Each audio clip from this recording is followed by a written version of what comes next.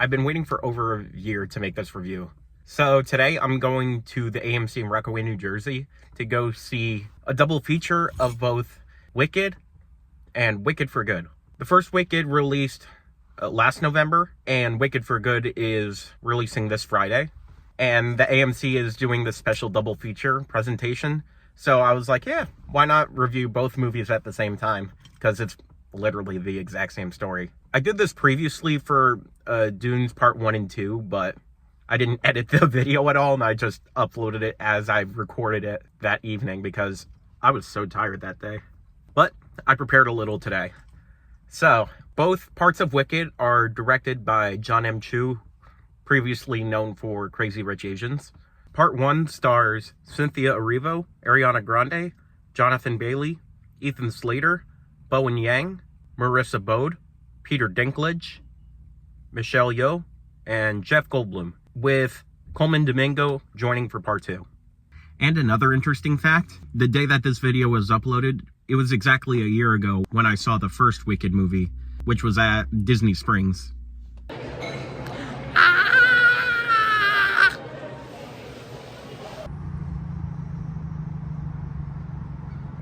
I will now be taking temporary residence inside this AMC.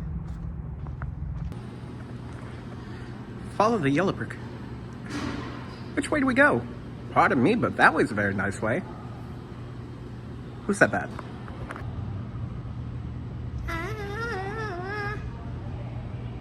I'll get it.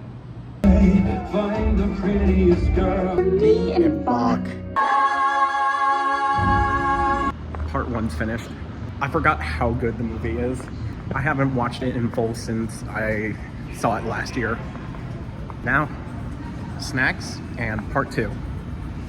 Got some fresh air and sunlight while I'm here because by the time that the second movie's finished, it's gonna be dark. All right, that's good. Follow the yellow brick road.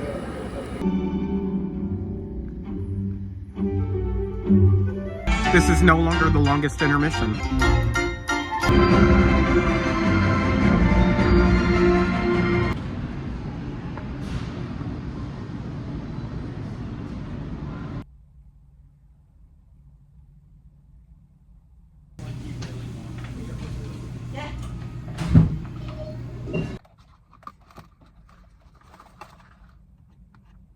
Time to eat my feelings.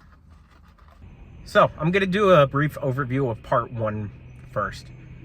So, at the beginning of the movie, we see that the citizens of Munchkinland are celebrating the death of the Wicked Witch of the West. And during that celebration, Glinda appears to supposedly celebrate with the citizens of Munchkinland. And after a child questions her about why wickedness happens and if Glinda and the Wicked Witch, Elphaba, happen to be friends, she goes on to explain Elphaba's childhood and then how they started to cross paths at Shiz University, where Elphaba's younger sister, Nessa Rose, was originally going to Shiz University. But then after one of the professors, Madame Morrible, got to see a display of Elphaba's powers, she decided to take her in. Glinda's trying to impress Madame Morrible and try to be taken under her wing, but Madame Morrible's more focused on Elphaba. Glinda becomes Elphaba's roommate on accident. The musical number that happens after, What Is This Feeling, shows the relationship between these two at first, and what exactly they're expecting out of each other. Now later on, Elphaba is being taught by Madame Morrible how to harness her magic, and explains that you could soon be with the wizard if you really wanted to, which has been a lifelong goal of Elphaba, which kind of gets Glinda jealous, but she just kind of accepts it. During this, another student comes to Shiz University. His name is Fiyero, and universities rarely accepted him because of his playful nature. While in the library at Shiz, he goes on to explain, hey, it's all right to let loose every once in a while. Might as well have the best time that we can. While this is all happening, Glinda is trying to get with him, but Fiyero doesn't really seem to bother. He has his sights more on Elphaba. And so then this is another rift between the two of them. Another character, Bach, is trying to win the favor of Glinda. She just does not care whatsoever. But Elphaba's sister, Nessa Rose, is alone in this situation, even though she's trying her best to make new social connections. At Glinda's recommendation, Bach goes with Nessa Rose to the Ozdust Ballroom. The friends that Glinda has want to try and embarrass Elphaba in any way possible. Glinda's just kind of on the edge of it. She's like, I really don't want to get involved in this, but they persist. Elphaba is gifted this witch hat. The students all make their way to the Ozdust Ballroom. And here, we find out that Madame Morrible is finally going to take Glinda under her wing, pretty much at the request of Elphaba. Madame Morrible has no faith in Glinda whatsoever, but wants to keep Elphaba, so she just kind of has to accept it. Elphaba comes to the Ozdust Ballroom and tries to pretend like she doesn't care what everybody else thinks about her because she's been ostracized her entire life. Glinda kind of realizes, like, this is really sad. I hate seeing people in these types of situations. Because she kind of wants to follow the crowd, but at the same time, like, really wants to make a difference in any way that she can. She just doesn't know how to, but she takes that leap forward and finally embraces Elphaba as a friend. I honestly thought was really nice. It was a very emotional part of the first movie. After Elphaba and Glinda became friends, now Glinda is trying to find some ways to relate to her, and they start to get closer with each other. Madame Morrible has written a letter to the Wizard of Oz himself about Elphaba's abilities. Elphaba is invited to the Emerald City. But before Elphaba leaves, she invites Glinda along because she really wants her to experience the Emerald City just as much as she does. The two of them spend their day in the Emerald City, and then they get to meet the wizard. At first, it's a little intimidating because everybody has this image of the Wizard of Oz himself as like, oh, he's this all-powerful man. I can't believe that I'm finally here with you. That facade stays up for a while, but then later on, Elphaba realizes that there are so many factors at play that she was not even aware about before. Pretty much all of the animals that live within Oz, they were like slowly being taken away because they were pretty much a voice of opposition.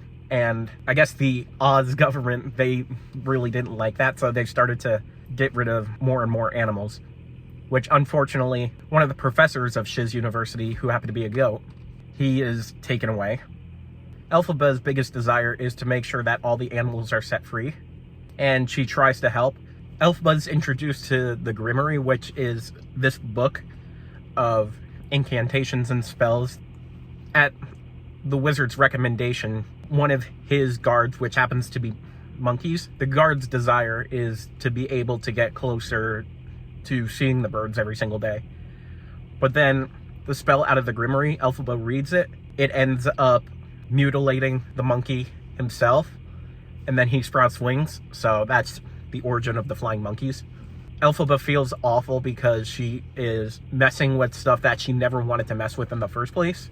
But as a result, Madame Morrible believes that this is the perfect opportunity for the guards to become spies in order to silence any opposition. And then Elphaba is starting to come to terms with, oh, they don't really have her best interest in mind, and that the Wizard of Oz honestly doesn't really have any real power. He just wants the control. And because Elphaba is now a valuable asset to the wizard himself, he doesn't want her to go. And Glinda tries to convince her, like, you're overthinking this. Just, you want it to be with the wizard. Why not stay with him? And she's saying, no, this guy does not have my best interest in mind. I can't live with this. And Glinda is unfortunately still staying part of the land of Oz.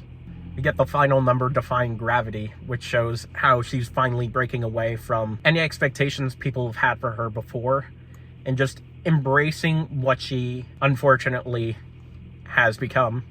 And it's honestly kind of sad because, like, the girl had so much potential within her, but she was unfortunately led down this path that she decided to end up doing. She did not want anything terrible happening to anybody, but yet people have thrusted that upon her entire life, and now she's like, well, I'm embracing it. So that's the end of part 1. Part 2 focuses more on stuff that happened leading up to the original Wizard of Oz tale. So now we see that Glinda is a notable figure, and Fiyero is now a guard, but also engaged to Glinda in ways that he wasn't really expecting. In part 1, it was shown that Elphaba and Fiyero were getting a little bit interested in each other because once the professor was captured and they were doing a history lesson on how to control animals, they set one of the animals free, which ended up being the Cowardly Lion. So while Glinda is hiding the fact that she does not really support the people of Oz going after Elphaba, we also have got Fiyero, who still really cares for Elphaba, maybe in a different way. Obviously can't show that he cares about her because he's part of the guards for the Emerald City now. And Nessa Rose, after her father, the governor, dies, she then takes on his responsibilities. She wasn't really prepared for because she wanted to have her sister around, but because everyone in her life ostracized her sister, she really didn't have the choice to get support from her because everyone did not want her. So, kind of selfishly, Nessa Rose wants Elphaba back in her life, kind of for her control. And Bach, he then becomes a Munchkin Land guard. He starts to realize maybe it's time that I do something bigger than myself. He's gotten into a relationship with Nessa Rose, and because Nessa Rose doesn't want anything to change, she starts to get upset that Bach does not want her anymore. And then she forbids all Munchkins from leaving Munchkin Land as a result of all these feelings, which already kind of carries the paranoia of the Wicked Witch even further. Elphaba visits Nessa Rose randomly because she just wants to see if her sister will want to come back into her life. Nessa Rose is kind of on the fence about it, but then realizing like, oh, these powers can really come to my benefit. A little bit selfishly, she wants to make sure that she has the ability to walk, but also try to win back Bach's favor. But Bach, after experiencing the isolation of staying in Munchkin Land and seeing that Fiyero and Glinda are getting married, he decided that he wants to go confess his feelings to Glinda now. And Nessa Rose is extremely upset that even with special powers from Elphaba, she cannot save this relationship between them. And Nessa Rose selfishly asks Elphaba to try a spell to make sure that Bach's heart will always be for her. But then the spell goes horribly wrong. Bach ends up becoming the Tin Man, and he is absolutely horrified. It's so unfortunate what's happening to these characters. After, like, everything seemed pretty much optimistic in part 1, and then part 2, it's just like... So then Elphaba goes off to try and see the Wizard of Oz. And this happens to take place during the time that Fiyero and Glinda are about to get married. Elphaba visits Glinda during this time to see what's been happening in her life, and she's like, it's crazy how our paths have just kind of separated how they have. After this conversation, then Elphaba goes through the rest of the palace in order to find the wizard and speak to him personally about if she could get the wizard to confess to all of his wrongdoing, then she would consider returning to work with him. And for a second, the wizard was being pretty convincing about it. And with Jeff Goldblum's acting, I'm like, you can't say no to this man. He's so charismatic. Elphaba shockingly finds out that all of the animals that were trying to escape from Oz have been locked up inside the palace. No matter what he says to her now, she just does not believe him. She ends up getting into a fight with the wizard, and then the wizard is kind of left defenseless. But then Fiyero comes in. He tries to pretend like he's on the wizard's side. Fiyero kind of flips that, and he's like, no, I have beef with you, wizard. So I'm going to help Elphaba here. Glinda thinks that Fiyero and Elphaba were conspiring together for a while to try and take down the wizard. And Elphaba tries to explain, like, no, that's not the case. He has not been with me. But then Glinda gets upset because then she starts to realize, like, oh, maybe Fiyero was not the one for me at all. Because Glinda's still convinced that all of this is for the better. So then Elphaba and Fiyero, they run off. The wizard and Madame Morrible are trying to find other ways in order to bring Elphaba down after she rejected to join them once again. What Madame Morrible does is she decides to create a storm, the tornado, in order to cause damage personally towards Elphaba. Nessa Rose, having gone through all of these crazy things that she's been experiencing, she is now the Wicked Witch of the East. The house from the original story then falls upon her. Elphaba senses that something wrong is going on, and after spending time with Fiyero, she has to go on and see if her sister is okay. This is where we get crossover with the original Wizard of Oz story. After Dorothy and Toto go to see the Wizard of Oz, Glinda mourns Nessa Rose. Elphaba doesn't really believe that's true, and she wants a second to process what's happened to her sister. Elphaba and Glinda get into a fight, and it gets broken up when Fiyero decides to come in to break up this fight. He then asks the guards to release Elphaba, and then instead of getting Glinda into even more trouble, Fiyero sacrifices himself in order to get the guards away from both Elphaba and Glinda.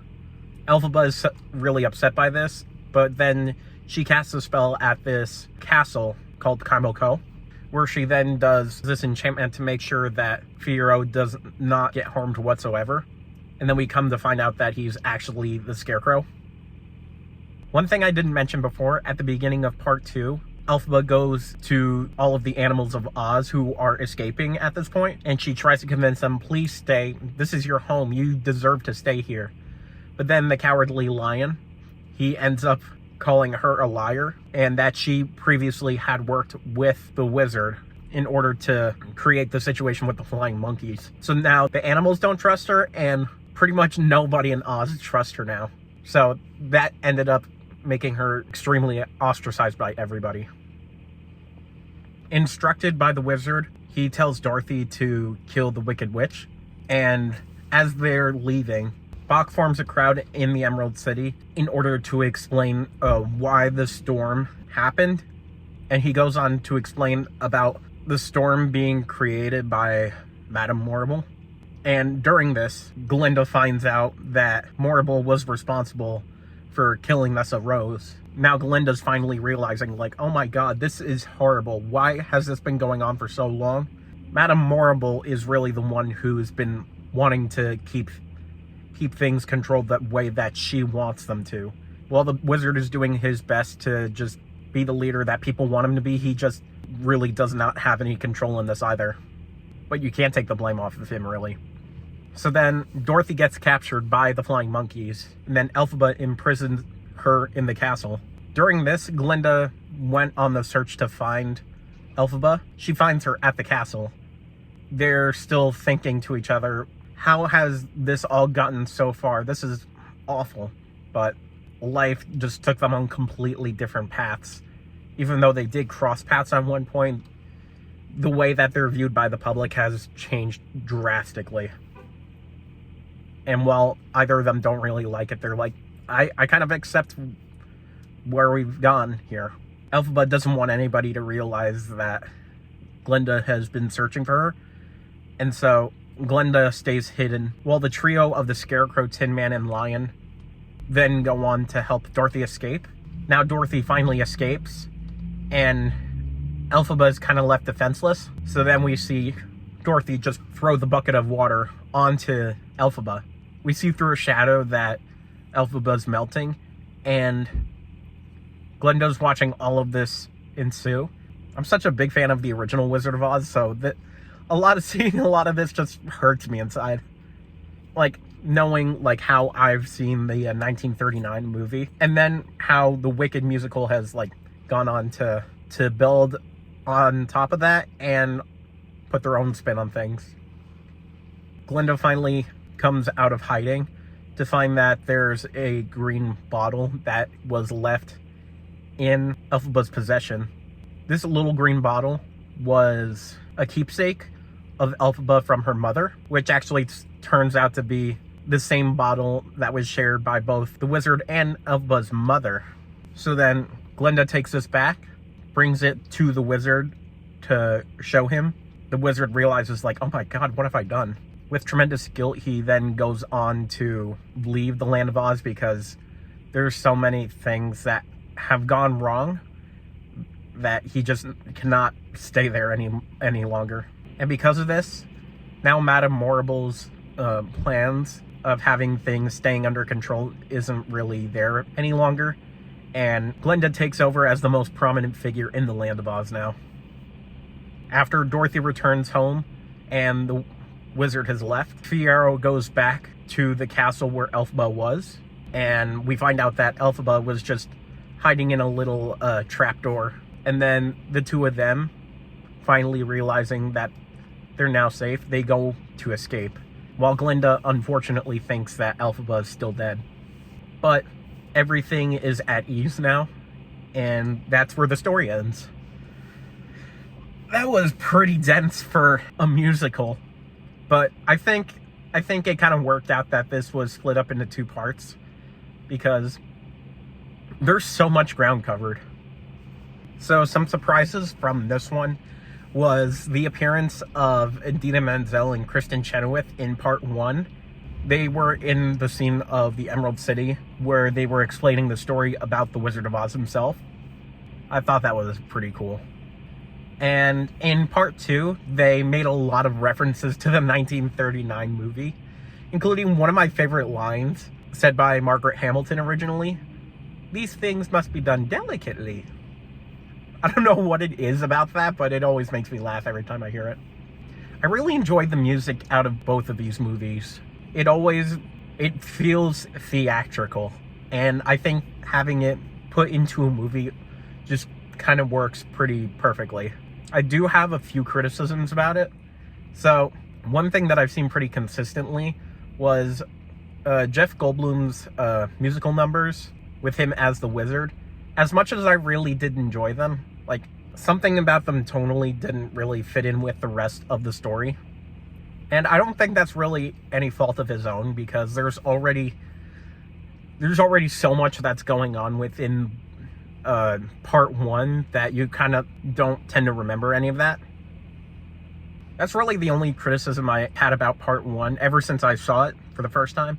Part 2, even though I do not really have problems with this movie, and I think it made for a good continuation of the story itself, a lot of people seem to have issues with the pacing of it, which I guess kind of makes sense.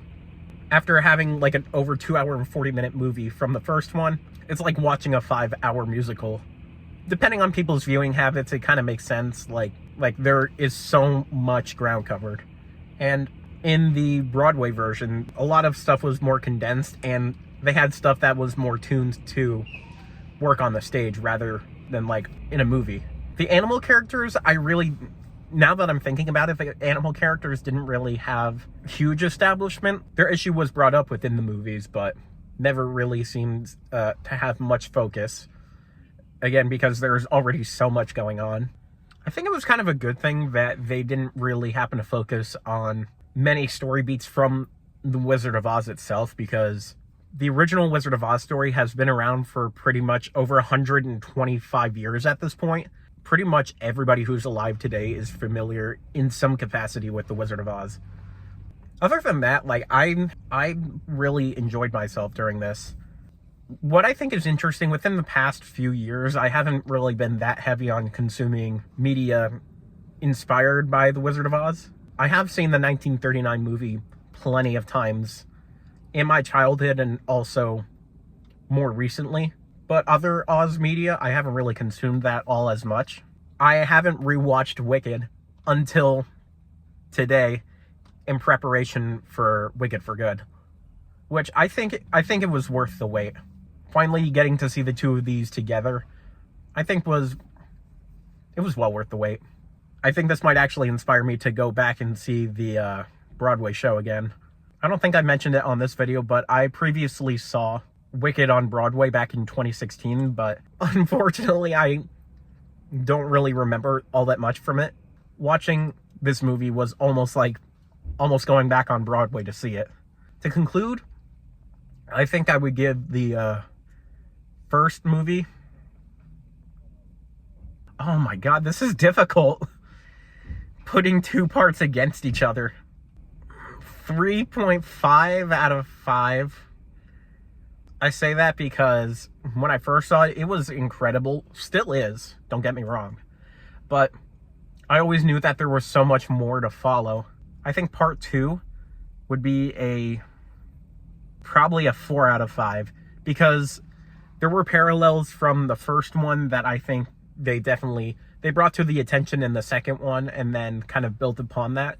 So that's the ranking that I feel is appropriate, in my personal opinion. And I think both of these together, if you were to have it be just one consecutive movie, I think a 4 out of 5 is definitely justified. I'm leaning more towards 4, because I think for something as big as this, it has to kind of all be consumed at once. I'd say it's kind of in the same vein as Dune Part 1 and 2. Although, personally, I preferred Part 1 a little bit more. But this review is not about Dune. I already made that. I've been sitting in this parking lot for a while. Well, it's time for me to go home. But, as always, I'd like to thank you for watching this video. If you want to keep up with anything that I'm doing, or you want to support me in any way possible, you can follow my socials, which will be down below or listed up here. And that's pretty much everything. Thank you for watching.